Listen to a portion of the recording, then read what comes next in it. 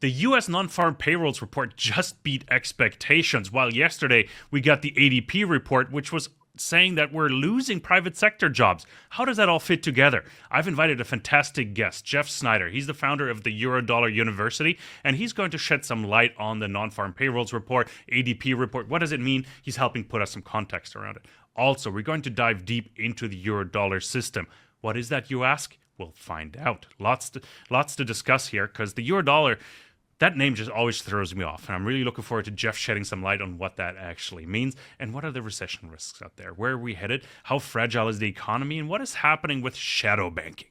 Another really interesting term that is quite ominous, and not everybody understands what it really means. So, big words, lots of good content today. So make sure to hit that like and subscribe button, and we appreciate that. By the way, my name is Kai Hoffmann. I'm the JR Mining Guy over on X, and your host. Now, Jeff, it is great to welcome you back on Soar Financially. It's good to see you again. Thanks so much for joining us. Oh, my pleasure, Kai. I'm glad to be back. Yeah, really looking forward to our conversation, Jeff. And maybe we'll start with a bit of a definition. What is the Eurodollar system, and how important is it these days? Oh, the Eurodollar is everything. I mean, which is tough to say because, as you said in the introduction, most people have never even heard the term, though that is changing slowly. You go back 20 years and nobody had ever heard of a Eurodollar, even though it was the reserve currency system that we all operate and use. There is not a part of your life that the Eurodollar doesn't touch. I mean, specifically general people. I'm not just talking about banks and financial firms and governments and all that. Talk about regular people. If you've ever used a credit card, you are accessing directly the Eurodollar system. That's where the money comes from on your credit card. It comes from some repo arrangement with some offshore trust. So you are actually participating in the Eurodollar system, whether you know it or not. And of course, it's not just offshore, it's onshore too. To be clear here, the term Eurodollar doesn't refer to the European common currency. That's where a lot of confusion comes in. But the Eurodollar predates the euro by many, many decades. And what it simply was essentially a way to overcome the flaws in the Bretton Woods system. And so a bunch of banks got together and decided that the way they could overcome and really fill the monetary needs of a globalizing world was to essentially create a ledger money system. Not really create a ledger money system, but build upon the ledger money networks that had been developing over many, many, many years, going back into the 19th century or the 18th century. Essentially a way to have money become more mobile and flexible that would meet the needs of the dynamic globalizing world that we moved into in the second half of the 20th century. And the Eurodollar is simply nothing more than a dollar that's supposedly on deposit with some banks around the rest of the world. The thing is, though, even that definition, the traditional definition of Eurodollar, is misleading because there are actually no dollars in it whatsoever. This is strictly a virtual currency, a ledger money system. So while you think of a dollar as, maybe a physical piece of paper, or Federal Reserve note or something like that, these Eurodollars that we all use are nothing more than units of account that are on the balance sheets of these various banks that operate in the system. So we've been doing this for many, many, many decades. And the reason that you never heard of this is because that's not what they tell you. Economists and central bankers and politicians and officials don't want you to know that there's this ledger virtual currency dollar, quote unquote dollar, that the entire world uses that's outside the control, outside the monitoring capabilities of U.S. officials. It's way out. The Federal Reserve has nothing to do with it. The U.S. government has nothing to do with it. So the U.S. government, the Federal Reserve, can't tell you that there's this Eurodollar system the entire world uses, because otherwise you'd say, what the hell do we have the Federal Reserve for? What do they actually do? That's the whole, there's a whole story there about that's why they get in. Why does the Fed target an interest rate? Because we have this Eurodollar monetary system that banks use, not central banks. Who's in control of that? Let's go further down that rabbit hole, Jeff. Like, who's running the Eurodollar system, and who's controlling it? Who's policing it? There is no running. There is no controlling. It is simply its function is to meet the needs of the commercial and financial system. So what's happened is through an organic bottom-up process, these global banks, and it's not just JP Morgan or some American behemoth like Bank of America. We're also talking about Mitsubishi UFJ or Credit Suisse at once upon a time when Credit Suisse was still in business, or Deutsche Bank, or any number, HSBC. Any of these large commercial banks that have developed these networks amongst each other. What has essentially happened is, in a ledger money system, all you really need is a trusted bookkeeper. And that's what banks really are. In fact, you ask people what is a bank, and most people say a bank is it's this big brick building. It looks like a fortress and it has this gigantic vault in there to keep money safe. That's not what a bank is. I mean, like I said, there's practically no currency in the banking system. Banks are nothing more than bookkeepers. So, I mean, you think about how you access your own funds or access your own money. You get out your phone and you scroll through and you see a bunch of numbers on a computer screen, which is a ledger. So a bank is a ledger. And the Eurodollar system has a series of hierarchies where we integrate all of these ledgers so that one bank can send funds to another bank on the other side of the world. So who runs the Eurodollar system? It's the needs of the commercial system. But there is, if you were to put, if you were to say anybody ran the Eurodollar system, it's these large commercial dealer banks who they don't really run the system, but they have the most critical roles in keeping the system working and viable. So they don't run the system, like I said. They're not really monitoring. We don't really have a whole lot of information about it. That's that's why Eurodollar University, we use the analogy of a black hole, because like a black hole, you can't see inside it. We don't have any information unless these banks share it with us, and they don't want to share it with us. So the term shadow banking as well as shadow money applies in this context because we don't have a whole lot of information simply because it's a ledger form of money run by this essentially global cartel of banks who just their incentives are just to keep the system operating so that they can continue to service the needs of the commercial and financial system as best as they possibly can.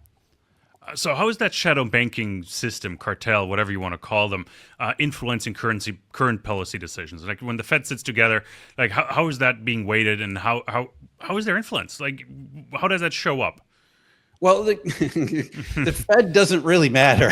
That's the thing. When you have a completely separate monetary system, the only reason or the only thing that the Fed matters is in the short-term interest rates. The Fed has the ability to influence short-term interest rates because it offers a non-economic alternative to money rates.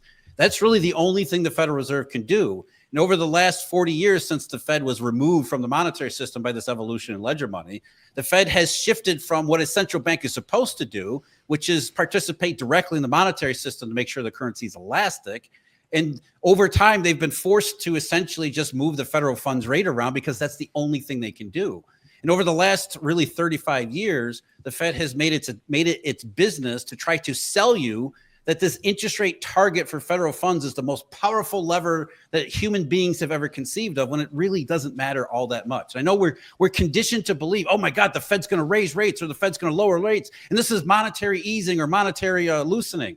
It's not. It's none of those things, which is why, you look at recessionary periods, the Fed lowers its federal funds rate and then it lowers and lowers and lowers, and we get a recession anyway because lowering interest rates isn't really actually stimulus or easing. And it all comes back to the fact that the Federal Reserve is just simply responding to, in the only way it can, this monetary evolution in the offshore Eurodollar system. And to be clear here, when we're talking about these global banks in the Eurodollar, those are not the shadow banks that you hear about these days. Shadow banks are a different topic, and we can get into it a little bit later here, Kai. But shadow banking and the Eurodollar banks, they're kind of separate. Those shadow banks rose from the dysfunction in the Eurodollar banks. But as far as policies, the Federal Reserve makes it seem like everything they do is incredibly consequential. I mean, it's like a religious ritual for that very reason. Jay Powell gets up there in front of the cameras, and he's got all the, the big impressive bank of flags behind him. He's got the podium, and all of these assembled reporters from all the biggest media outlets are in front of him. They make this big spectacle for a reason. They're trying to sell you the idea, the myth that short-term interest rates set by the Federal Reserve actually mean a lot more than they really do. So as far as the Eurodollar system runs the monetary system. The Fed tries to pretend it's relevant simply because we need to have this idea of a central bank out there, even if it's not actually a central bank. It's really interesting because my head is spinning, quite honestly, Jeff. Just trying to keep track on it, because I'm also trying to put a bit of a geographic, what do you call it? Like some geographic pointers on the map here. Like, where would you say it's domicile when you're saying offshore? Like, if you were to draw a circle around it, like where should be the center of gravity right now? Yeah, when you use the term offshore, it really means offshore of everywhere. The reason the term is Eurodollars because it started out in places like London and Switzerland and France for a good bit of it. So you had this offshore U.S. dollar denominated not but it's no U.S. dollars in it, just bank ledger money that started out primarily in Europe in these money centers like London. And there's specific statutory reasons for that. But the city of London, the actual incorporated city of London that's separate from the metropolitan London, essentially allowed any foreign bank to set up shop completely regulatory free in the city of London, so long as those banks didn't have UK clients. So if you were just a bank looking for a place to go where your government wouldn't look over your shoulder and you were going to service, wealthy clients from around the world, you set up shop in the city of London, and that became a Eurodollar center, which is where the term Eurodollar actually came from. But it didn't stay strictly London or strictly Europe. Very early days, the Japanese were a huge part of this. You think about where Japan was in the early days after World War II. Japan was, the economy was wrecked. It started to come back really quickly, but they quickly realized that the yen wasn't going to be a currency that was going to allow them to do what the Japanese economy did in the 1950s, 60s, and 70s, which is essentially dominate global trade. So they very quickly adopted the Eurodollar as the vehicle currency to participate in the globalizing world. So when we talk about offshore, it's really these offshore centers like, like I said, in Europe, but, the Cayman Islands in the Caribbean, there's a huge Eurodollar center. If you've ever been to Grand Cayman Island, which, supposedly there's trillions upon trillions of dollars in banks there, there's no banks on the island. It's just, like I said, it's all virtual currencies and bookkeeping. And because they're in these money centers offshore, again, it's outside of regulation. It's outside the control of governments. It's outside the monitoring capabilities of the Federal Reserve or other central banks. It really is, in this case, shadow money. It's interesting. The reason, I was asking you about the geographic location of the Eurodollar system, or the center of it, is I was thinking of China and the renminbi coming, or the Asian nations becoming more part of the Eurodollar system here. Again, the name completely throws me off every single time. I do have to apologize. But the thing is, Kai, after 2008, the center of gravity, if there is one, kind of shifted away from Europe and more toward Japan and Asia. And so in 2009, 10, and 11, the Japanese banks got really heavily involved in the aftermath of the crisis, trying to pick up the slack from where the European banks are basically obliterated because of the crisis. So there was actually a shift in the center of gravity in the Eurodollar system toward Asia, but then it kind of shifted backwards after, the middle part of last decade, when China proved to be not risk-free, that there were many problems in emerging markets in China in particular. So it kind of moved back toward the Caribbean with this rise of shadow banks more recently. Now, it's interesting, the whole system.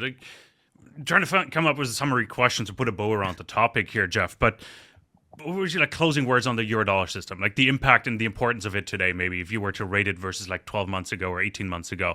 Has it changed? Is it more important than it was before? No, it's always, in terms of money and finance globally, it's always right at the top. And it has been since the 1950s and 60s. That's the problem. Most people don't know about this because they don't want you to know about this. But the reason we had a 2008 crisis, the reason we've had repeated problems in the global economy since then is because this Eurodollar system continually malfunctions. And it doesn't, without the global banks putting in the resources they really need to put in there for a bunch of reasons from post-2008 environment, the Eurodollar system doesn't work the way that we need it to, which explains a whole lot of stuff that we see, for everything from shadow banks to, the basis trade blow up a couple of months ago. They're all symptoms of these Eurodollar diseases. So the Eurodollar, it's right at the top of the list in the monetary and financial world. No, I appreciate that, Jeff. And it's time to shift focus a little bit. We do have to talk about the current economic situation. I mentioned in the intro, we just got the Nonfarm Payrolls report, which was a bit surprising to everybody. And if I look at the market reaction, the market did not expect a beat on the forecast here.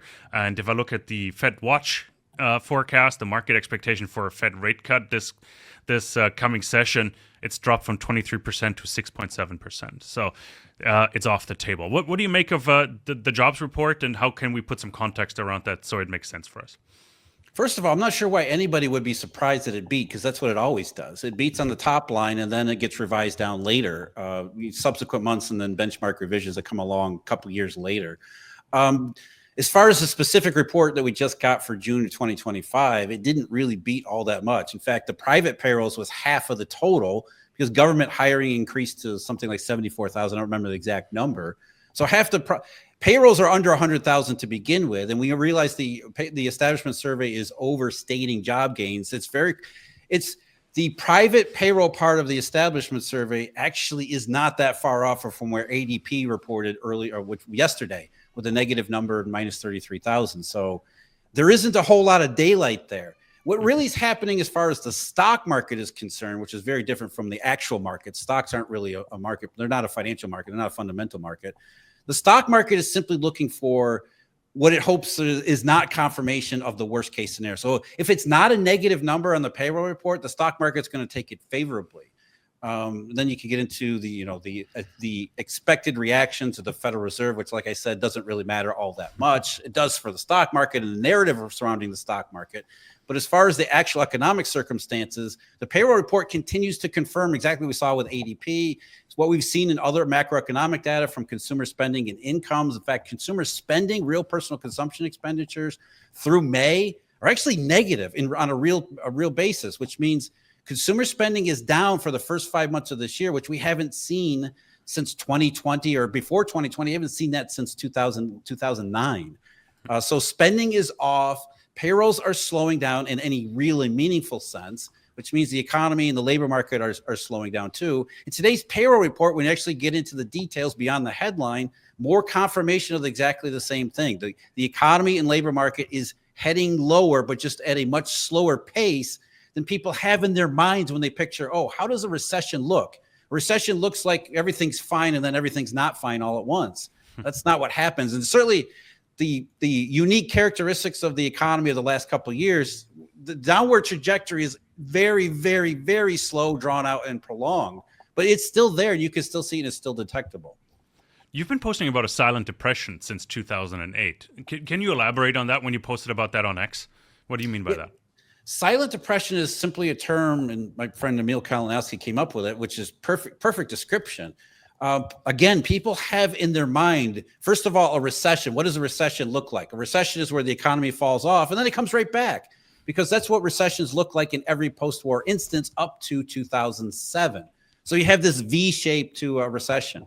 A depression, most people believe, well, depression is just a big recession. So it has a much bigger decline and then it comes back and we get a huge V shape in a depression. That's not what a depression is at all. And we haven't had a recession since 2001. 2007, 2008, 2009 was not a recession. It was indeed the start of a depression, because what you see is what economists call unit roots, or a permanent shock. Something changes on a permanent basis. So before 2008, the economy behaved one way, where we had legitimate economic growth, which was enough to maintain, if not advance, the level of prosperity and wealth throughout the global system. In fact, there was a period, especially in the 1980s and 90s, where we experienced unparalleled prosperity in more places around the world than we could ever have imagined.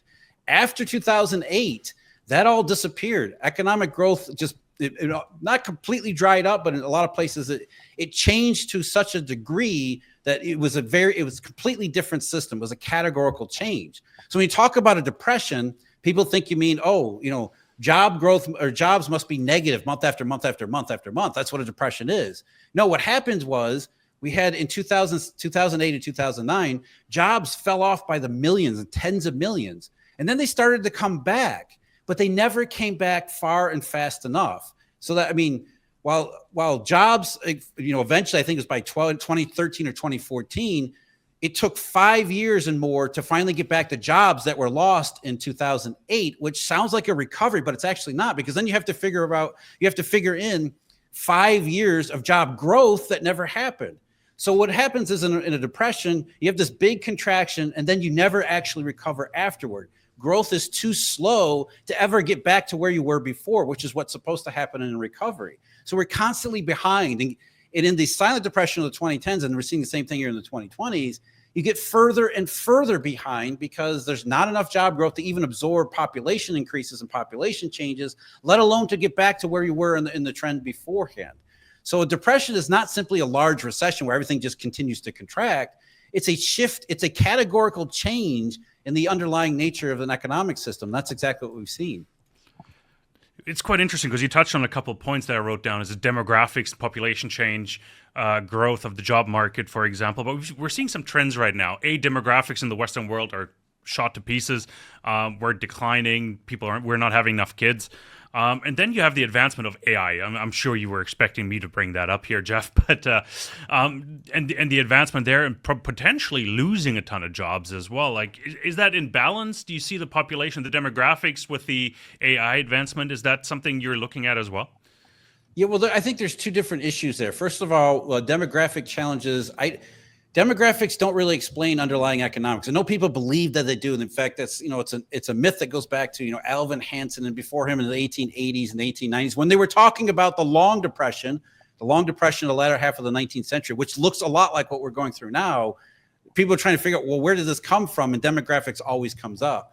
In a free market capitalist system, demographics are not the primary variable for economic growth. Productivity and advancement and innovation is what really drives economic growth, because you can, in a system that's working really well and productivity is rising because of innovation being adopted and things becoming cheaper, you do a lot more with a lot less. So even if population growth slows down, if innovation and advancement is still growing at a relatively healthy pace, it makes up for the lack of population growth because you do a lot more with a lot less. And so you need fewer people to create more stuff, whether it be goods or services. Now, AI, I know a lot of people they're afraid of AI, and yes, it is a disruptive technology. So the adoption of AI, if it lives up to its potential, can tend to be messy, but that's what we go through all the time. In fact, I just did a video about this where I think what AI leads to is not an apocalypse of job losses. It actually leads to what I just said, productivity gains, where you can do a lot more with a lot less. You can, people don't need to work the same number of hours they did before to come up with the same amount of output. And so what happens over time, I believe, is that AI, if it lives up to its hype, and it does lead to a huge leap ahead in productivity, we don't see it, mass layoffs all over the landscape. What you end up seeing is that people end up working less, which means, things like instead of a 5-day work week, we all work 4 days. And that becomes standard practice. In the same exact way that we went through the Industrial Revolution. I don't think people realize that the 5-day work week was a tremendous leap forward because of this increase in productivity.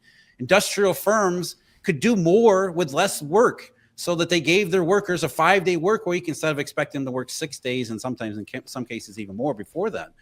So AI to me represents a potential shift in productivity there's positives and negatives.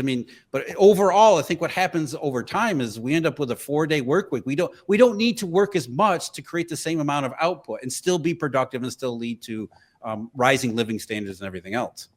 I think we're already pushing for a 4-day work week without making up for the extra productivity right now. So I think there's still a bit of a disconnect. I think we're getting ahead of ourselves a little bit, at least in Europe. Yeah. When it comes to that, Jeff. Let's talk a bit of, for lack of a better term, I can't come up with anything better. It's way too warm in my office, but end game scenarios, okay? Sounds overly dramatic, but where do you see things headed? How do you see things play out now? You mentioned the silent depression going on since 2008. We've been in a downward spiral ever since. Where's the end? When do we reach rock bottom, and when are things going to change, and how is that going to look like? That's the most nefarious aspect to everything, because nobody really knows that this is going on. People can sense something's not right and something has shifted, something has changed, but politicians lie about it all the time. Central bankers are never going to tell you the truth, because central bankers they say responsible for the economy. So the last thing they're going to tell you is the economy is terrible. They have every incentive to tell you the economy is absolutely great and perfect. It's strong and solid. Doesn't matter what the actual evidence shows. And by the way, the silent depression statistics they talk about, where you can see the inflection in 2008, it's not just the US, it's everywhere. You see this everywhere. So what we're really talking about, what I really do as far as looking for clues about what the future looks like, I look at the financial markets. I look at what the monetary system itself, what information that we do have coming from outside the black hole. We do get some information. Market prices, things like the yield curve, or one of the most powerful instruments you can look at for clues about what the future is most likely to turn out to be, the swap market, interest rate swaps. And so we have something called a swap spread. Swap spread gives you an idea. And by the interest rate swaps is another part of the system that practically nobody has heard of, even though it is the biggest, and I mean biggest, most consequential market that has ever existed on the face of the earth. So you have everybody in the world, in the commercial world, financial world, governments, everybody's in the swap market. So the swap market gives you a level of information that you could never get anywhere else. And what the swap market has been saying, really, just let's focus on the 2020s here. Swap market told you about the 2010s and silent depression all along. What swaps really do is they project the future for interest rates. And what they have said consistently for the last couple of years, going back to 2022 and really 2023, is that interest rates are going to go lower and then stay there. That's where you get into the depression characteristics and the depression economics, because there's this idea planted by the Fed that lower interest rates are somehow good and positive and stimulative. They're not. Historically speaking, including in our own lifetimes, when rates go down and they stay there, that's because conditions in the real economy are not good. They're not inflationary. There is no growth. That's what interest rates are. They're a combination of growth and inflation expectations. So if rates are low, that means the market expects low growth and low inflation. And that's not a good thing. That's a bad thing. That's more depression economics. And so what the swap market has been projecting for the 2020s is a shift from the supply shock and the pandemic earlier in the year, earlier in the decade, toward a future where rates go down, they go down a lot, and they stay there for a very long time. And when the swap market began to predict that more strenuously a couple of years ago, everybody thought it was ridiculous. Everybody was on this idea that interest rates could only go higher. We're in an inflation paradigm. Central banks would never lower interest rates again, let alone go down to, a historically low territory or zero interest rates. But over the last year, even central bank rates are now coming down a lot. I mean, whether people realize it or not, we already have a central bank right now that is at a zero interest rate policy. That's Switzerland. We have several other central banks, like the ECB is at 2% and going to go lower. The Swedish central bank, Riksbank, is going to go down to 2%, is already at 2%, and they're going to go lower too. So even central bank rates are coming along in exactly the way the swap market has been predicting these past few years. And so what we have to do in what the work that we have, okay, so swap market says rates are going to go down a lot and stay there. We have to fill in the gap. Okay, how would we get to that point? How do we get from where we are today to this longer run future where rates are going down a lot and they're going to stay there for a lot longer? And you can see the progression in central bank rates and economic circumstances. Everybody's talking about the recession question. So you can see the progression that going from A to B, we're kind of halfway there. We don't exactly know how. I mean, none of us have a crystal ball. We can't exactly predict the future, but we can see how everything is lining up that we get into a situation or a set of situations where this is going to happen. Does that mean that there's a full-blown traditional style recession in the United States? That's certainly a possibility, because something like that, where you have a sharp rise in unemployment, would certainly trigger the Federal Reserve part of it. That would get them to lower short-term rates, probably by a lot in a relatively quick fashion. So that could certainly be consistent with the long-run future of the swaps, but there's a number of other possibilities that could get us to that long-run future anyway. But that's what the swap market has been saying. The future for us is low interest rates that stay there for a long time, which is not a good scenario. It all sounds very complex and complicated, Jeff, obviously. So what does the layman do? Like, if Joe Blow looks at the news and opens the newspaper in the morning, how does it affect him, and how can he potentially protect himself from what is coming down the line here? Well, as far as protecting themselves, you got to have financial assets, because in that type of scenario, the biggest asset that most people have is their labor, their work, their ability to go out into the economy and generate incomes. So in that scenario, like the 2010s, we don't have a whole lot of income opportunities, which compounds the problem, because in the 2020s, we already have the problem of the supply shock that impoverished everybody by destroying purchasing power, which means even people are even further behind.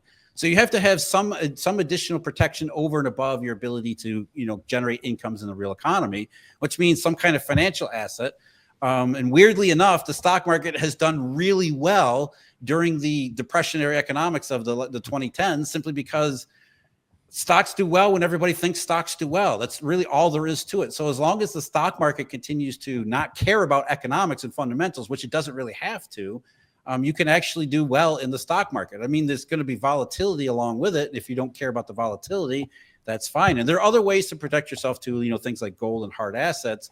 There is no perfect, pun intended here, silver bullet that allows you to just easily and risk-free navigate the silent depression or these depression economics. And as interest rates go lower, that means lower and lower returns on safe instruments, which, the last couple of years, just owning treasury bills, you've done pretty well, because you're getting, 4.5%, 5%, something very safe and very liquid. That's going to go away. So it's an incredibly challenging time to go through depression economics and try to invest in it, but it's not impossible. And the term depression itself conjures up images of something like the 1930s, when that doesn't have to be the case. We're not talking about, an apocalyptic hellscape. We're just talking about a series of really big and tremendous long-run challenges that make life and the economy much more difficult, just not impossible. Yeah, it's interesting. Like Germany's officially, or not officially, but we've been in recession for 3 years, and nobody talks about it. Nobody feels it. Yeah, we have an unemployment rate of 6.2% or something, but that's it. Right? That's pretty much look it. at look at GDP. GDP has gone back and forth by quarter for 3 years, which means that over 3 years, it's not a recession by anybody's typical definition, right? You don't have a drop in GDP. You don't have a sharp decline in employment, even though the unemployment rate's ticking up. It's because nobody's hiring.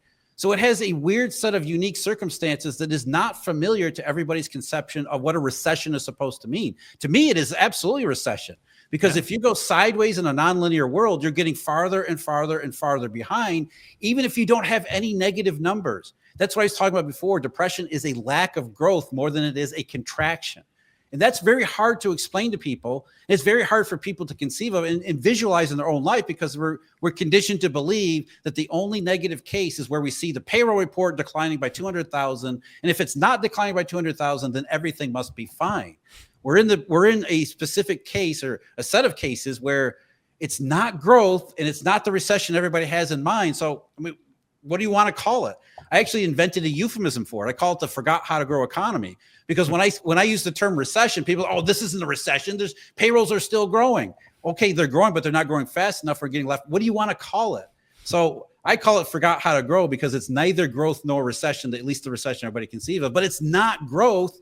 So it's something else entirely. But that's the problem. You get caught up in these semantics when the semantics don't really matter. The actual economics do, which is, as you pointed out, Germany is in a world of hurt, because in any compounding system, length of time ends up mattering more than actual pluses or minuses. If you're going sideways for 3 years, that is worse than if you had a massive contraction in the first year and then recovered in the 2 years afterward. You'd be so much farther ahead. So when I tell people the silent depression is the worst case, it's the worst case because you just go sideways forever. You keep getting farther and farther and farther behind, and people don't know why. They don't really know what's wrong, but it just gets worse and worse and worse. And there's no way out of it, because nobody even knows what the problem is.